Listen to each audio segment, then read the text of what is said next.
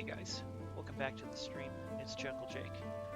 So I'm doing a little bonus stream here uh, about, well, for a while I've been wanting to improve my building skills with Valheim, and so at the beginning of the year I created a new creative world, and I just hit about 100 days in my creative world, which I don't normally leave my creative worlds in Valheim up that long. I normally make a project or two before they get deleted, and this is one of the longest times I've ever had a creative world going in Valheim. Uh, since I made it to 100 days here, I thought I would give you guys a brief tour of what I've built. So welcome to the town of Greenhearth. And so I think the best place to start is with this little warehouse here, which is the first thing I built. Um, so if you notice on the mini-map here, there's a little island in this bay, and I thought this would make a perfect spot for a kind of wharf and warehouse. So I flattened out the island and built this dock area on the island, which extends out into the marsh here. There had been a bunch of rocks here that I had to clear out to make room for the boats. And then next to it, I added this little warehouse. And so we've got the loading dock here where you can store the goods. I tried to decorate with a bunch of barrels and log piles and everything. I'm really proud up here on the balcony of this crane, which I made with just some of the wood beams and then wooden spears hanging on the display placards to make kind of a rope if you squint a little bit. But let's head on into the warehouse. We've got a railing and some nice steps here. And so inside the wharf's warehouse, we've got kind of a storage area back here where I spun around a bunch of the fermenting barrels to make them look like just larger barrels. The spouts are stuck in the wall. We've got some chests, some shelves, a cartography table for all the sailors, and then here's the wharf master's desk. And then the stairs are over here, and we can just go up, and we've got a balcony with even more storage area. And this comes out here, and we can get a better look at the crane here. I wish it wasn't so foggy. It makes it a little bit difficult to see. And then let me just turn on dev commands. And then fly. And we'll take a look around the warehouse here. I'm really proud of the way these dormers came out with the iron bars there. It really looks like small, squinty warehouse windows. And I've just got the angled roof here to separate the stone area from the main box area. I kind of like the way the beams are exposed on the outside under the eaves here. And better look at that crane. I added this barrel to kind of look like a counterweight. And then of course the opening here for the smoke to come out. And then after the warehouse, the next thing I built was this bridge. And it's just a pretty simple stone bridge with arches. I wanted to make sure it was wide enough that two carts could pass, even though there's never going to be anyone else on here. But, you know, it just helps with the imagination and the immersion. And this would lead to the town. But before we go to the town proper, there's one last thing I want to show you, which is my lighthouse here, way out on the wharf. Again, I wish it wasn't so foggy. But this took a long time to get right. I had to redesign it several times. And it's about pretty much as high as you can go with the iron beams, I think. And we've got a little alcove here for a fireplace. Well, I will show you the inside of the lighthouse. I am pretty proud of it. I've decided that's where my creative character here is going to live, or lives, I suppose. So we come through here, and I've got a mod on that lets me plant whatever bushes I'd like. So these raspberries, these bushes here, these pine bushes are all kind of modded in. It's a really simple mod. You just use the cultivator, and it only costs a wood to plant all the generic bushes. So it's one of the better mods. in my opinion at least, especially for creative play. But welcome to the lighthouse. The bottom floor is where my character lives. Again, even though I'm doing this only as creative, I wanted to make sure to have most of the things a character would need in a survival game anyway. So back here, we have some storage and a little place to sit and look out towards the sea. We've got a table for eating and a table for helping in the kitchen. And I was able to fit in pretty much all of the kitchen upgrades. We've got the pans, the rolling pins, the preparation table, the butcher's table, the herbs, everything. So I'm really, really pleased the way this little kitchen came out. And because it was still during the holidays, I was able to add the wreaths and the hollies and the mistletoe and things. And then in here is the bedroom. I like to do this kind of just beams for walls. And this time I added the banners to make kind of almost a wallpaper or one of those old canopy beds. And there's space enough for a chest. I think this is on just a bunch of stools and a barrel for a little headboard, and again a nice window view out towards the ocean. Sometimes in bad weather the water does get high enough to flood here, but thankfully it doesn't do any damage. And then the rest of the lighthouse is pretty basic. We just have this spiral staircase all the way up. I've got braziers hanging from cross beams every so often. And it just pops up here onto the lighthouse where we've got a big bonfire going. And from up here you can just barely see the wharf down there, and then through the outlines just kinda, or through the fog, you can see the faintest outlines of the town, which isn't super finished yet, but we do have several buildings. Again, like I say, the point was to try and practice building, and I figured that doing a little town would be a great way to store a collection of small builds where, you know, the focus is just on improving them a little bit each time, kind of refining my style, finding what works, what doesn't. So as we walk across the bridge here, I'll go through. I just want to visit these projects one at a time and kind of show them off in the order that they were built. So the next big project I worked on was the Tavern and Inn, which is this building here. I call it the Gull's Nest Tavern and Inn. So we'll just come on in, and we are immediately greeted by the bar area. And there's a couple of stools, and I put down some feasts, a bunch of mugs and potions to represent drinks.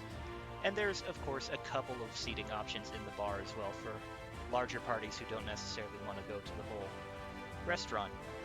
And then I tried to make these look like beer taps or mead taps with the poles here to get the beverage out of the barrels. And then there's a serving counter with some food ready to go. Of course, I showed you guys all the mugs and then the bottles of potions.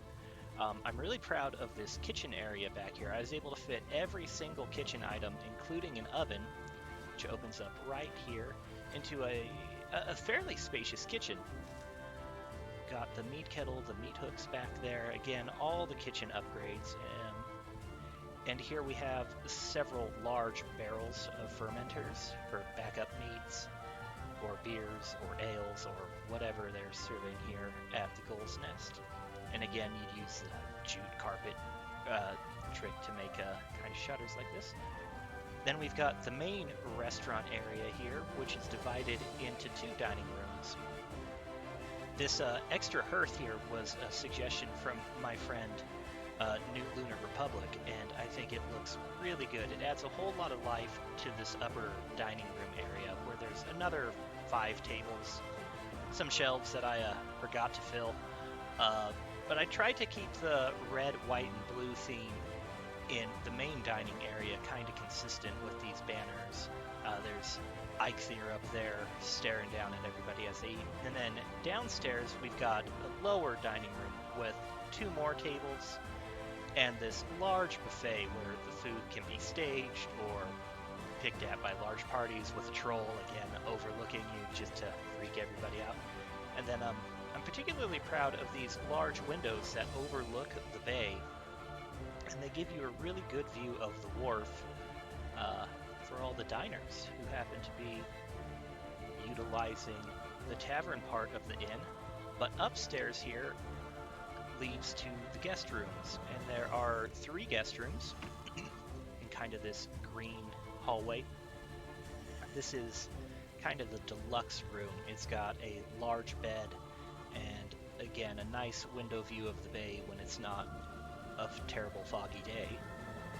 Then we have two of the regular guest rooms. There's not really a window in here, but they're comfortable enough. You know, if you're just in town for a day or two, all you really need is a place to sleep. And they're more or less identical, just mirrored of one another. And then in here we have the innkeeper's room. And again, a couple of nice windows, a larger bed. And this room again is just a little bit more comfortable, fit for somebody who's actually living at the establishment. Uh, I also really like this long, skinny window that I made. I wanted to try and do one of the hints I heard, or techniques or tricks, was to make windows a little bit more varied, and that will create a lot of visual interest in your builds. And I've been trying to put in more window variation, and I really like how it's gone so far. So let's just take a look around the tavern from the outside. This roof took me forever to get correct, but I really like the way these dormers stick out and kind of interlace. Again, I used the mod that lets you plant everything, also lets you make stones, so I made this little planter around the outside, and I hid a kind of ugly pathway down to the water with these trees, which kind of just helps block off that area and leads to a continuous flow into the bridge. But this roof, especially where it intersects here, was really kind of complex. It took me a little while to figure out, but I'm very happy with how it turned out. And so we'll just fly around the building here. And now that the fog is lifting, you can see these tall windows that overlook the bay, and I'm very, very proud of the way they worked out. That's a better angle without that glare. But from inside now, you have just a clear view of the docks, and I don't know, I thought it'd be cool to just be a diner in the inn here, overwatching, you know, people loading and unloading the ships, embarking for sailing trips around the world. Just a really cool place. And then here's the chimney for the main kitchen and a small chimney for the oven's exhaust, and these actually would function. You can see it's cleared up. I'm not sure how great the oven would function. This is pretty tight, but the other fires do work. These chimneys do keep them alive. But that's it for the Goal's Nest. This one took me a long time, and I'm really proud of how it turned out. Particularly the roof was a real big challenge, and I'm very pleased with how this one came out in the end. The next house I built, building I built, is a house, and I decided, you know, the wharf master is probably one of the more wealthy people in town and probably doesn't live at the wharf. So this is his house. It's close to where the market center will be eventually, and would be inside the walls of the town when I get that far. But we'll go on into the wharf master's house, and he's got this kind of foyer area here where it opens up into the stairs, and downstairs is a living room with a fancy bear rug and a big hearth. This is a trick I learned from a channel called Hi, I'm Klaus, who is really one of the inspirations behind recording my Valheim builds and getting them out there. You take a bunch of signs and you stack them on a shelf like this, and it makes a fairly convincing bookshelf. And Hi, I'm Klaus is filled with all sorts of helpful tips and tricks. He's really a brilliant builder. I can't recommend his channel enough. But that's where I got this trick from for the bookcase, and it makes just kind of a nice, cozy living room area. A bunch of deer all over the place, deer trophies. Snuck some storage under the stairs. I really like the way this living room really opens up. The ceiling feels high just from a basic little floor drop here. Over here we've got a small dining nook and again a full kitchen. And there's no oven in here, but there is all the other cooking attachments, and I'm really happy I was able to fit them in, particularly the rolling pins and the pots and pans. They're really hard to get fit in for some reason. I don't know why, but it's just exceedingly difficult to get these to fit in good places with the kettle here, the cauldron. This is the kettle. But I got it in the end, and I'm fairly happy with their placement. This was another really difficult roof. And so I tried my best. It comes in a little bit low, but I do like that I'm able to hide this brazier in here. It adds just a bit more light to the build. Then upstairs, we've got a little seating area here at the on the landing for the stairs. This was rather difficult because I'm trying to fit the wood foundation, or the wooden walls are sitting on top of a stone foundation, and so you get this meter gap here. And I've struggled a little bit to fill it, but I think it ended up okay in the end. And then again, the staircase is really unique because this landing is 4 meters wide, the stairs are 3 meters wide, and then the upper stairs are the 2 meters wide, and so the whole thing kind of the change in the size I wanted to be less noticeable, and I think it ended up okay. If we turn right at the top of the stairs, we get the master bedroom. So this is where the wharf master himself lives, and he's got a little balcony that overlooks the wharf, and I'm really proud of the way the curve came out on this. I think it ended up really, really nice. And then a couple of banners on the inside, just some more visual interest, some more bookshelves with some barrels underneath. And then again, we've got two rather mirrored rooms. We've got the blue room here with the blue shield, and we've got the green room with the green shield and the Askvin carpet, and they both just look out over the water. Oh, it's getting dark. I want to show, well, what we'll do, yeah, let's hit the sack. We'll sleep really quick, and we'll see what day it actually is, because I've waffled about this and I can't remember what day in world I'm recording this on. I think it's around day 100. Hey Jane, how are you? Janaloo. Jane Lee Lou? I'm good, how are you?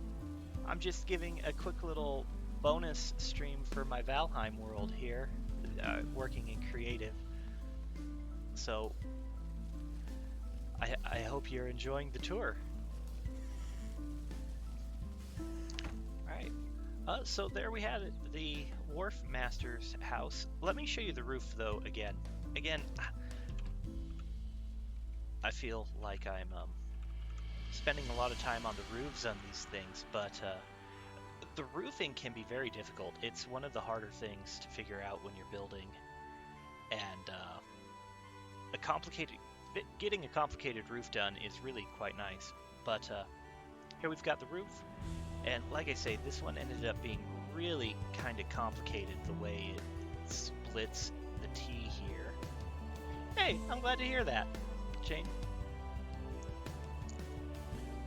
Oh, and I forgot to show you guys the back. I figured you can't be a wharf master without your own wharf, so he's got a little dock that comes off the side of the lower living room here with his own little boat, and here's a better view of that balcony. Like I say, I ended up being really proud of the curve here that I got. And then, of course, course, the living room chimney and the kitchen chimney. And again, just a little eave here with some storage.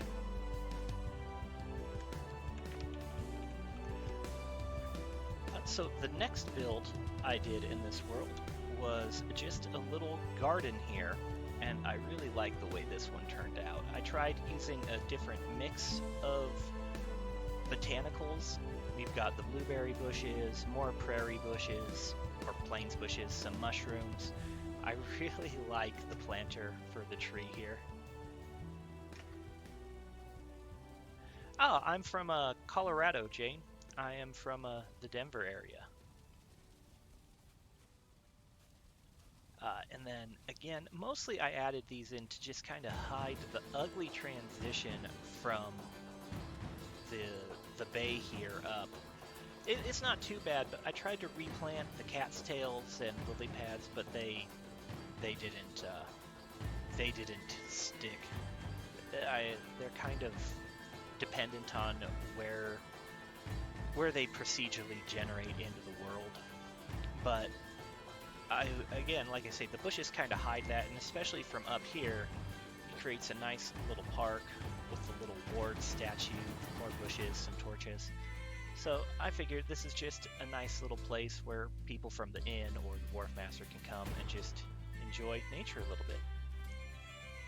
I have plans on I think I'm going to put the meadery up here across the street, more or less, from the wharf master and the inn, probably right across the street from the park. I'm thinking right in here, although this will require a lot of terraforming. Those are just some future plans. The next place, I gotta get rid of these animals. They're really getting me. Alright, the next saw what happened to that boar. He knows what's coming for him. The next building I did was the foundry. I figured, you know, if this place is going to be a wharf and a dock and a trade hub, they got to be importing something, so I figured, why not ores and coal and all the sorts of things you need to run a blacksmith and an ancient, an ancient Viking port has to have a foundry, or at least a blacksmith, in order to make the nails and the eyelets and screws and the tools that they use to make the ships. So I figured, or at least repair the ships. Yeah, Jane, this is one of my favorite games. This is the first time I've shown it on stream, actually.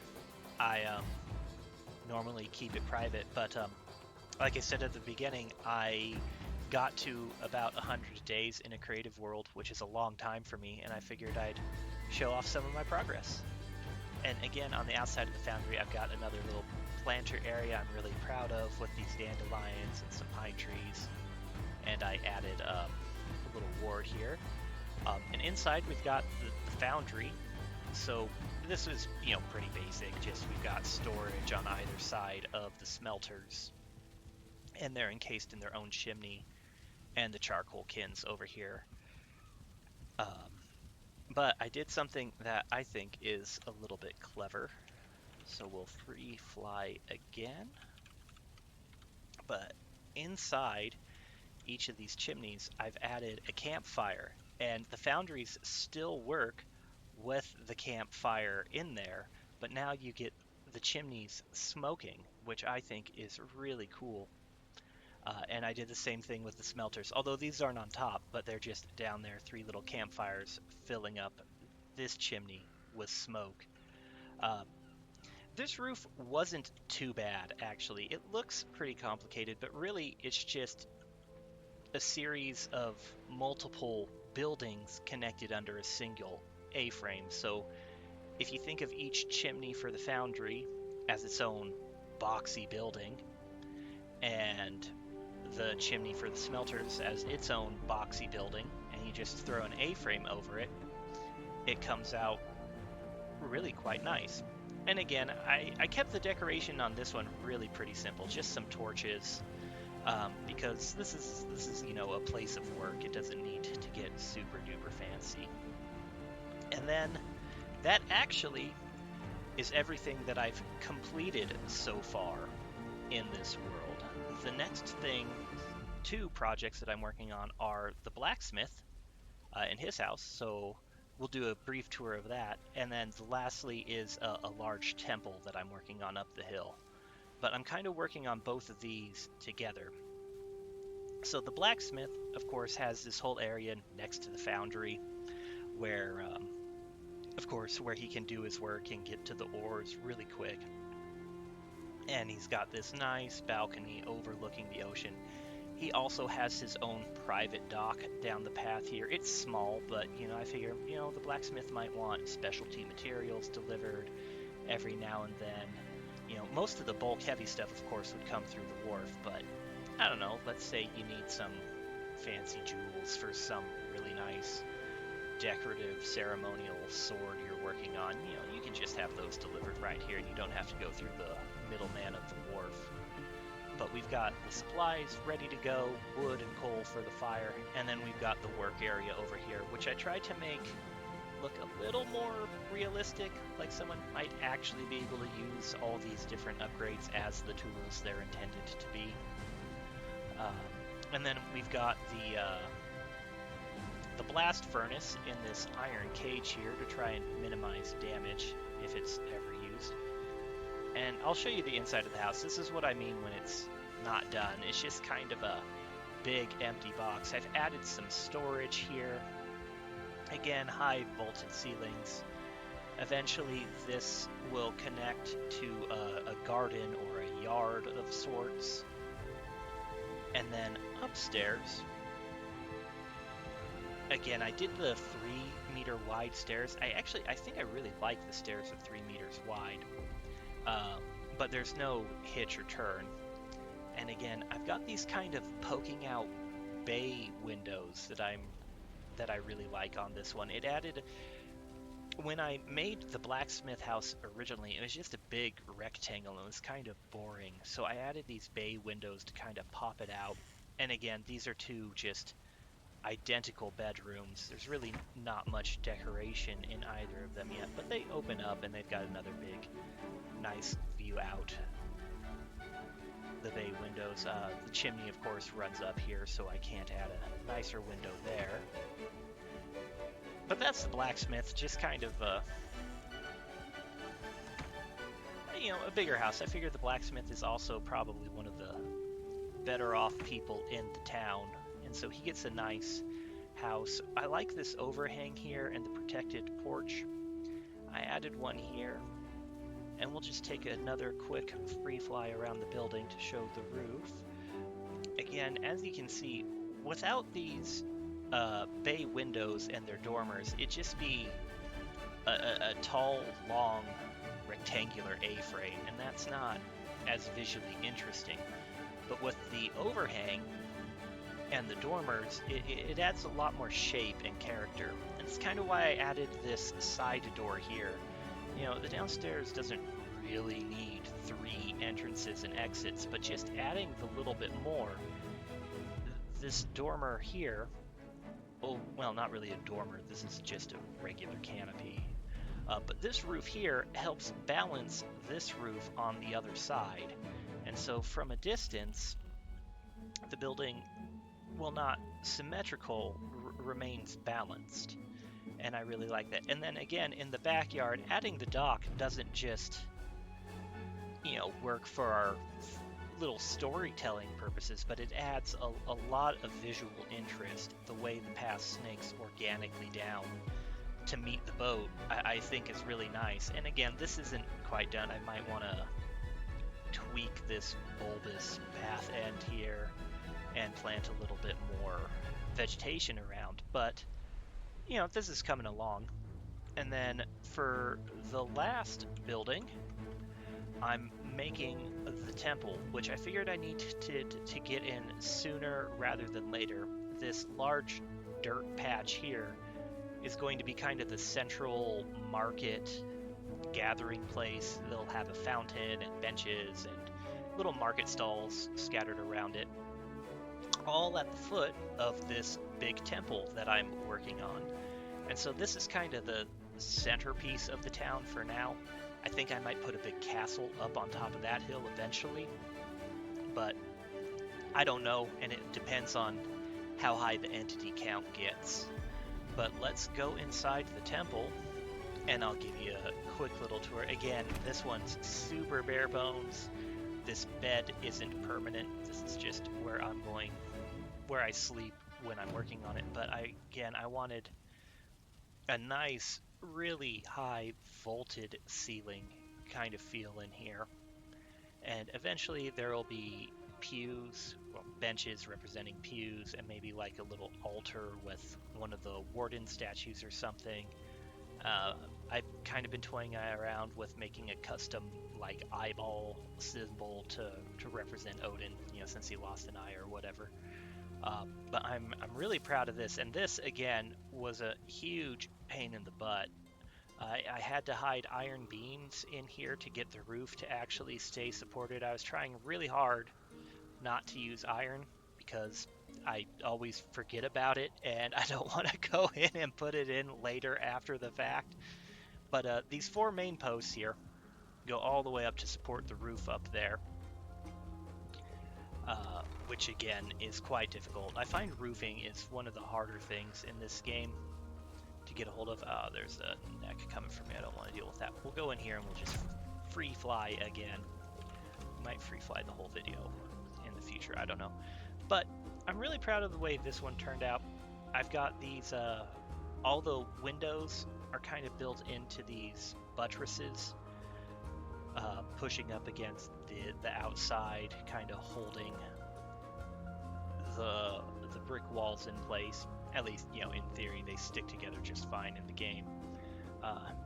And then the kind of tiered roof with the large chimney for the smoke outlet. And I'm really kind of proud of the way this... I did some weird geometry tricks with the beams, and so things weren't lining up super well, but it ended up being kind of an advantage because I got this really nice half-meter overhang with the chimney here. I also kind of wanted to try something a little different, which is why I used the ash wood for the wooden parts of the temple here. Just kind of the roof and chimney that stick out the top. But I'm pretty happy with the way this temple turned out. And this and the blacksmith are what I'm going to be working on next immediately in the town here, just finishing them off. Then I think I want to put a little like fish market or fisherman's wharf along this section of the coast here, which will be close enough to get to the market that it's not such a huge walk for them, and it allows me to just use the riverbank a little bit more. So that's probably next after the blacksmith and the temple. Then I will work on filling in this area. Again, I think I'm going to put a big castle on top of this hill. And so the entrance to the castle would come off the top of the hill and enter somewhere around here. And then in this area, again, I want to put the meadery where they actually make the mead and take it to the inn. And then as we go around... Oh wow, when did that get flooded? What is going on? Oh, it's probably because I'm in free fly and haven't loaded the stuff. Anyway, there's actually land under all these trees, and that's where I'm going to put more houses. But yeah, that is pretty much it, you guys. This is just a short little bonus stream showing off my town of Greenhearth. And I hope you guys enjoyed it. There we go. Here's a wider picture of the whole town. So let's try to get everything in here. So this is what we've got so far, more or less, which I think is pretty good for 100 days of Valheim. In creative, I should add. 100 days in survival, I'd be nowhere near this much. But like I say, I'm pretty proud of what I've been able to accomplish in the last 100 days or so in this game. This is my little town, I will almost certainly check in with you guys at 200 days, and we'll see how much more this has grown. So thanks for checking it out, everybody. I'll see you in the next one.